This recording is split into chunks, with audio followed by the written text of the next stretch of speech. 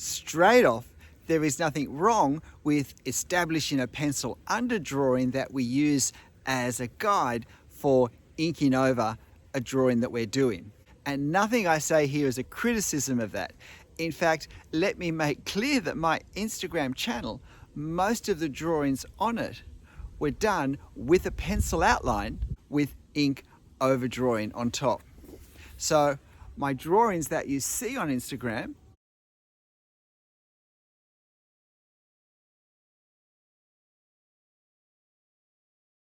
this was the way I drew those. In fact, I also drew these using a 4x4 grid on my reference and on my paper to help guide the pencil guidelines before I inked over the top.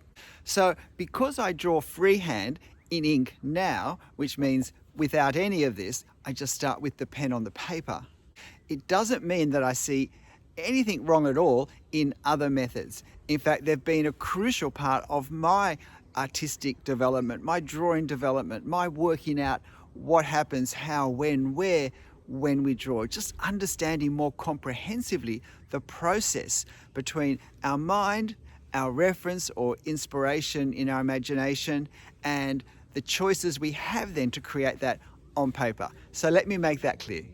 But I've really enjoyed the totally freehand pen drawings that I've done also without any pencil involved at all, or without any 4x4 grids for that matter as well. And I think it's because I have used these systems in drawing so extensively and for hundreds and hundreds of large detailed drawings for my Instagram account, let me say, I feel like I am very aware of the shortcomings of this system as well as the strengths that come to our drawings through those processes. Let me share 3 warnings and 1 tip that come from my extensive experience in drawing with pencil underdrawings, which then we ink over. And the first is, however you use this process, don't end up doing one drawing on top of another drawing.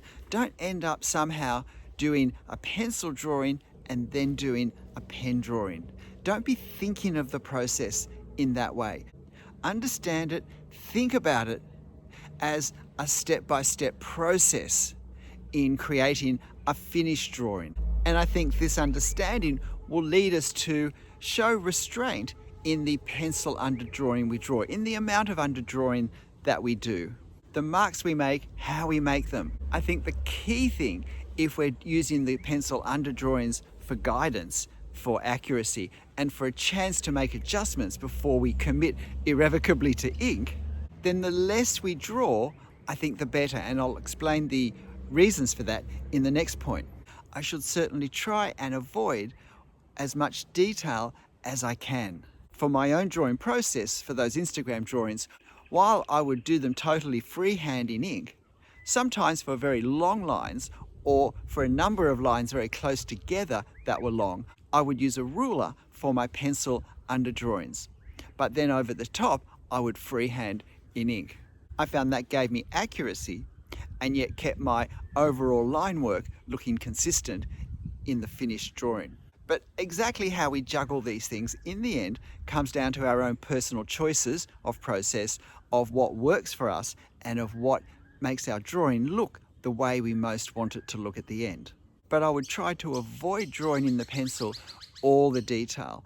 Another good reason for doing that is that the pencil line ends up being thicker than the ink line, and therefore it's simply not possible to draw as many lines in the same space most of the time with a pencil as with a pen. Because the graphite is not going to be what we see at the end, we don't want to put anything on the paper with the graphite that somehow in our mind contributes to a finished effect when we're doing our drawing.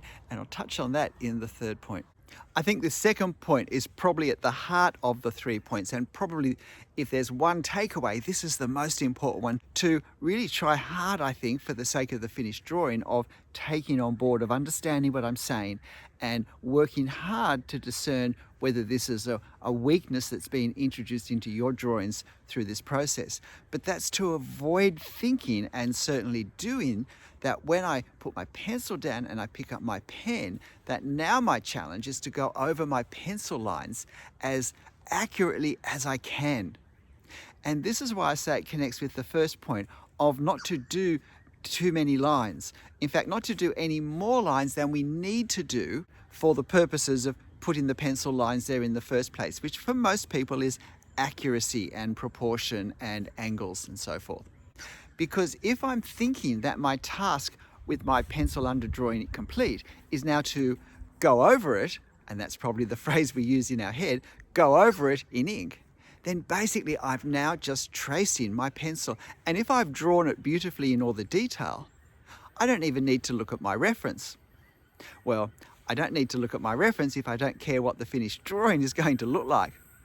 And that's the problem. One of the biggest frustrations I hear talked about drawing is the line work looking stiff and wooden and artificial in some way, not capturing the life, the vitality of the objects, the lighting, the scene as a whole. And if we want lively looking lines, then we need to draw them in a process that captures some liveliness, some life, some energy.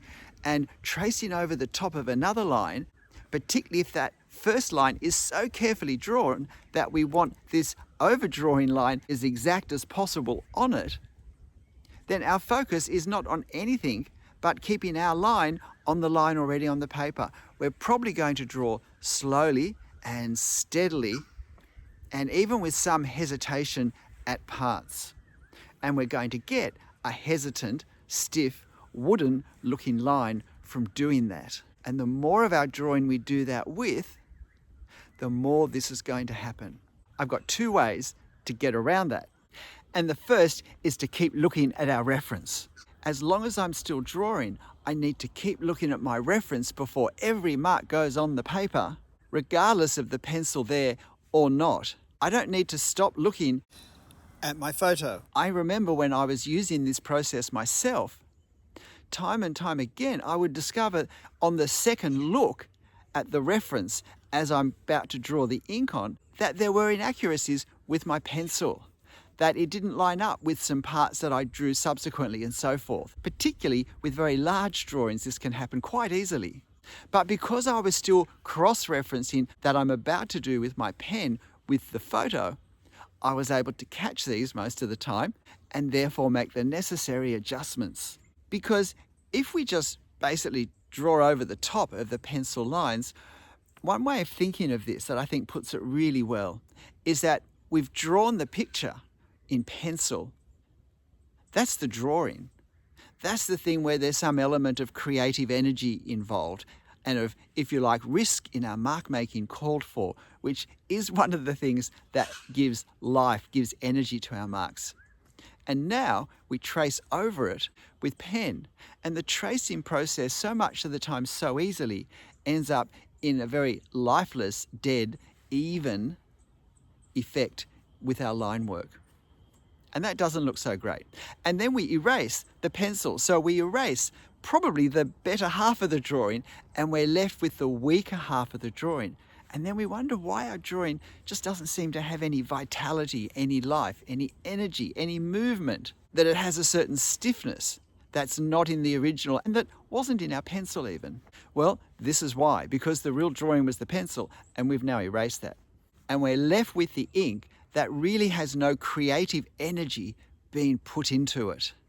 A compelling drawing is not necessarily at all, but it's certainly not all about accuracy of line work for form or shape. There's a lot more that goes onto a piece of paper in certain ways to go beyond that. And we don't get any of that if we fall into tracing mode. And of course, when we trace, we're not looking back at our reference at all because, well, we think we don't need to, because we think the purpose of this tracing section now is to put our ink lines as closely as possible onto the pencil lines. And if we think back to the first point, what I said, if we don't draw any more pencil detail than necessary, then we can't fall into that trap. There's still going to be plenty that we have to creatively engage with our reference to put on the paper. We use this process for the major lines, the major angles, the significant proportions, the basic forms or shapes that we have across our scene. But we then introduce liveliness by freehand drawing the rest of the marks, the rest of the lines, the rest of the detail. And the third point is when we're in the pencil stage, don't agonize over the pencil, erasing every pencil line that's not quite in the right place. Preferably, don't do any erasing until after the necessary ink work is done. Part of the benefit of an underdrawing is that we stay loose with it because it's not going to be irrevocably there. We can erase. I can try a number of lines and see which one position-wise, angle-wise works best. There are options, but most importantly, I can draw with some liveliness. I can actually start to develop a lovely gestural motion, move, series of marks to use with my pencil because there isn't that pressure that everything's going to be there at the end. But if I focus on getting a perfect underdrawing, then I'm going to end up doing a wooden underdrawing, which is not going to help my tracing over the top of it look any more animated. What I'm basically saying here is, unless there's the odd pencil mark which really is confusing to leave in amongst the other pencil marks, don't do any erasing of the pencil until you're ready to erase all of the pencil in the ink stage. That way we keep the pencil part of our drawing more linked process-wise to the ink stage of our drawing. So many times the reason our drawings look stiff and wooden is because we're timid, we're scared of making mistakes, we're scared of errors. So let's be particularly bold in the pencil stage. Let's go for it with gestural marks. And as long as it's clear the ones that are in the right place that we want to use with our ink, leave all of them till the end. So it's not back and forth, erase a pencil, erase a pencil, erase a pencil. It creates a very tight feeling in our head, which is not helpful when we go to do the marks that will stay on the paper forever. And so what's the tip? Well, it's this. Once we start the ink stage, erase the pencil as soon as possible. Erase all the pencil as soon as possible. Ink over in the minimal way you need to ink over to get the full benefit of the pencil underdrawing. But as soon as that's done, and remember, we're talking about trying not to put all the detail on the pencil, and therefore there'll be plenty more detail still to be done, maybe even some small elements still to be drawn freehand. But erase all of the pencil marks, because the pencil marks is still value and line on the paper. It still affects the way we see our drawing. We still can't help but visually add it to our ink work, and therefore it becomes part of the overall view that we're making judgments about what to do next.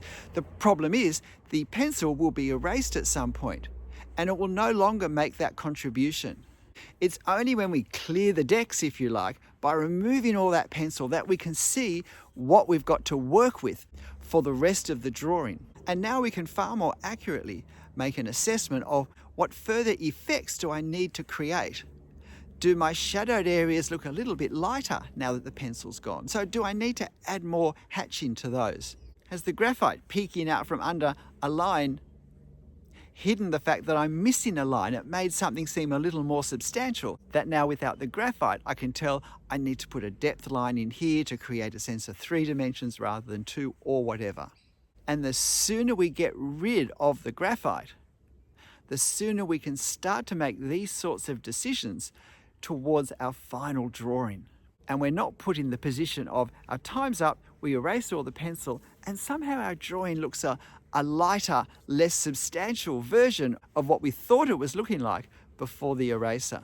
I mean, it can be nice removing a bit of graphite smudge and having our drawing look nice and sharp and clean. But it can also end up looking underdrawn, overexposed, not enough subtlety or nuance in hatching or value, because visually we relied on seeing the graphite to supply some of that, and suddenly when we finished and it's gone, we realize that there's now something missing in terms of the effect we thought we had captured and had been happy with.